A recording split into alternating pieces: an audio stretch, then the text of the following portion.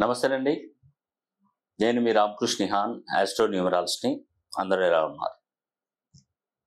ఈ వీడియోలో 1వ తారీఖు, 10వ తారీఖు, 19వ తారీఖు, 28వ తారీఖు ఈ 4 తేదీలలో జన్మించినటువంటి వారు ముఖ్యంగా తెలుసుకున్నటువంటి నియమాలు.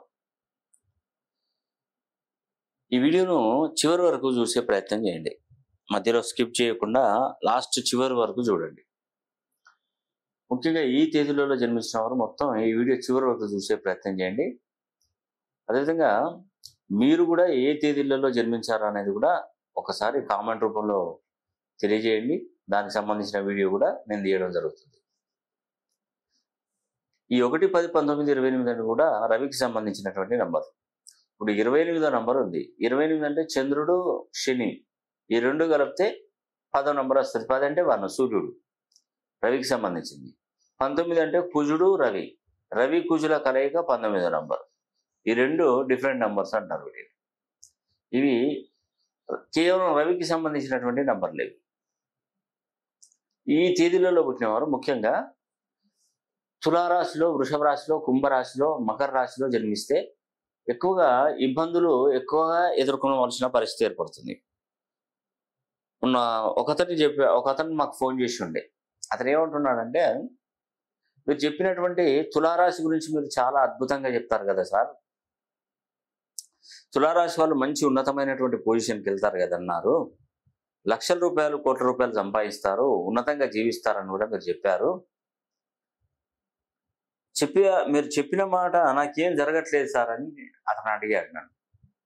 నేను ఒకటే విషయం చెప్పాను. నేను చెప్పినటువంటి నువ్వు తేదీలలో నువ్వు పుట్టి ఉన్నావా అని అడిగాను. అంటే కరెక్ట్గా చెప్పాడండి అతను. అంటే 1, 10, 19, 28వ తేదీలలోనైనా నువ్వు పుట్టి ఉండాలి. లేదంటే పుబ్బా నక్షత్రం, భరణి, పూర్వాషాఢ నక్షత్రం, అనురాధ నక్షత్రం, ఉత్తరాభాద్ర నక్షత్రం, పుష్యమి నక్షత్రంలోనైనా నువ్వు జన్మించి ఉండాలి. అది కాకపోతే 6 కానీ 8 కానీ తేదీలలో జన్మించి ఉండాలి. శుక్రవారం కానీ శనివారం కానీ జన్మించి అయినా ఉంటావు. పడమర దక్షిణ ధృవాలలో మీరు నివసించి అయినా ఉండాలి. లేదంటే మీ పేరును 270 నుండి 360 అంటే 270 బిలోనే నీ పేరు క్లోజ్ అవ్వడం. ఇవి కనుక ఉంటే నువ్వు తులారాశిలో జన్మించినా నీకు ప్రయోజనం ఉండదని చెప్పాను. దీంట్లో దాదాపుగా అన్నిటికీ అన్ని కలిసినాయండి అబ్బాయికి. ఇది ఒక్కటి తప్ప, ఈ నక్షత్రం తప్ప ఇవన్నీ సేమ్ వచ్చినాయి. తులారాశిలో పుట్టాడు, శుక్రవారం జన్మించాడు, అతను ఉండేది దక్షిణ దిక్కులో ఉంటున్నాడు. ఇంకేముంది, అన్నీ కలిసినాయి దాదాపుగా. అతనికి ఏంటంటే వ్యాపారంలో నష్టాలు, ఎక్కువగా పెద్ద మొత్తంలో నష్టాలు. ఇప్పటికైనా 50 లక్షల అప్పు ఉన్నాడు. సార్ నేను తీరుతానా సార్ 50 లక్షల అప్పు? మీరు చెప్తున్నారు కదా మరి సార్, తులారాశిలో పుట్టిన వారు కోట్లకు పడదు, అసలు నాకు ఉన్న అప్పు తీర్చుకుంటాను, నాకు సంపాదించడం అవసరం లేదు అన్నాడు. ఫెయిర్గా చెప్పాడు, ఓపెన్గా. నాకు ఇష్టం అండి అలా చెప్పడం, అంటే చాలా ఇష్టం. మనసులో ఏం దాచుకోకుండా డైరెక్ట్ చెప్పాడు. నాకు 50 లక్షలు నా అప్పు తీరిస్తే చాలు, నేను సంపాదించడం దేవుడికి ఎరగా. నేను అప్పు తీరిస్తే, నా అప్పు పోతే నా అంత అదృష్టవంతుడు దేవుడు ప్రపంచంలో ఉండడు, నేను అంత సంతోషపడతాను సార్. ఎందుకంటే అప్పులకు అప్పులు పోయి ఉన్న స్థలాలు, పొలాలు, భూములు అమ్ముకునే పరిస్థితి ఏర్పడుతుంది. కాబట్టి దయచేసి నన్ను ఈ సమస్య నుండి బయటపడేయండి సార్ అని మరి అబ్బాయి చెప్పాడు. నేను ఆ పిల్లోడి పేరు 270 నుండి 360 డిగ్రీల కోణంలో నేను పేరును సరి చేశాను. చేసిన తర్వాత అతను నిదానంగా ఒక రూట్లోకి వెళ్ళి ఆ రూట్ను పట్టుకొని తన అప్పు నిదానంగా చాకచక్యంగా తీర్చుకోవడం మొదలుపెట్టాడండి. అలా అలా అలా సంపాదించుకుంటూ అప్పంతా తీర్చేసి అతని బ్యాంకు బ్యాలెన్స్ ఇప్పుడు చూస్తే 1,50 కోట్ల బ్యాంకు బ్యాలెన్స్ ఉంది అతనికి. తులారాశిలో పుట్టాడు అతను. అప్పుడు నమ్మాడండి. మీరు చెప్పింది అక్షరాల నిజం అని చెప్పేసి అతను వాళ్ళ ఫ్రెండ్స్కి, బంధువులకు, కొలీగ్స్ రికమెండేషన్ చేయడం జరుగుతుంది. రికమెండ్ చేస్తున్నాడు. అంతేనండి. ఏదైనా కూడా మనం ఏ సమస్య ఉన్నా కూడా దాన్ని పరిష్కరించుకోవచ్చు ఈజీగా. శ్రీశ్రీ గారు ఒక విషయం చెప్పాడు, ఏది తనంతట తానే నీ ధరికి రాదు, శోధించి సాధించాలి అని చెప్పి మహాకవి గారు చెప్పారు. అంతే కదా, నీ అవసరానికి నువ్వు వెళ్ళాలి. నీ అవసరానికి అతను నీ దగ్గరికి రాడు. నీకు ఉద్యోగం కావాలి, నువ్వు ఎక్కడికి వెళ్ళాలి? ఆఫీస్కి వెళ్ళి ఉద్యోగం కావాలని కోరాలి. నువ్వు ఇంటికాడే ఉండి నాకు ఉద్యోగం ఇచ్చేటోళ్ళు నా దగ్గరకు వచ్చి ఉద్యోగం నేను చేస్తాను నా దగ్గర రండి అంటే వస్తారా? ఎవరు రారు. మనకు ఆపద ఉంది కాబట్టి మనకు హెల్త్ ప్రాబ్లం వచ్చింది కాబట్టి మనం హాస్పిటల్కి వెళ్ళాలి. ఆ హాస్పిటల్కి వెళ్తే నీకు ట్రీట్మెంట్ చేస్తారు. ఇంకో ఎక్స్రే రాశాడు, ఇంటికి వచ్చి ఎక్స్రే తీయరు కదా, ఆ ఎక్స్రే ఉన్న కాడికి నువ్వు వెళ్ళి ఎక్స్రే తీసుకోవాలి. ఎంఆర్ఐ స్కానింగ్ అంటారు. ఇంటి దగ్గరకు వచ్చి ఎంఆర్ఐ పెట్టి తీస్తారా? తీయరు. నువ్వే అక్కడికి వెళ్ళి తీసుకొని రావాలి. అంతేనండి. ఏది కూడా తనంతట తానే నీ దగ్గరికి రాదు. నువ్వే శోధించాలి, సాధించాలి. మరి ఆ విధంగా చేయాలి. చేస్తేనే మీకు భవిష్యత్తు ఉంటుంది. ముఖ్యంగా 1వ తారీఖు 10, 19, 28 తేదీలలో పుట్టినవారు తులారాశిలో కానీ, వృషభ రాశిలో కానీ, కుంభరాశిలో కానీ, మకర రాశిలో కానీ ఈ 4 రాశులలో జన్మిస్తే వీరికి ఎక్కువగా సమస్యలు వస్తుంటాయి.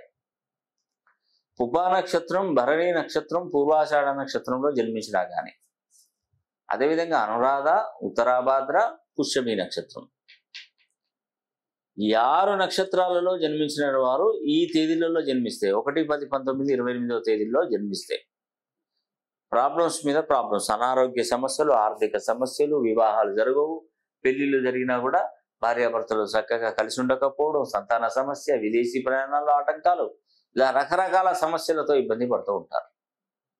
అదేవిధంగా వీరి డెస్టినీ నెంబరు 6 కానీ 8 కానీ అయి ఉండకూడదు. మనకు ఇన్ని డెస్టినీ నెంబర్లు ఉంటాయండి. ఏ రాశి వారికైనా, ఏ తేదీలో పుట్టిన వారికైనా, ఎవరికైనా ప్రపంచంలో ఉన్నటువంటి డెస్టినీ నెంబర్లు కేవలం 9 మాత్రమే. ఆ 9లో 6 కానీ 8 కానీ రాకూడదు. గుర్తుపెట్టుకోండి.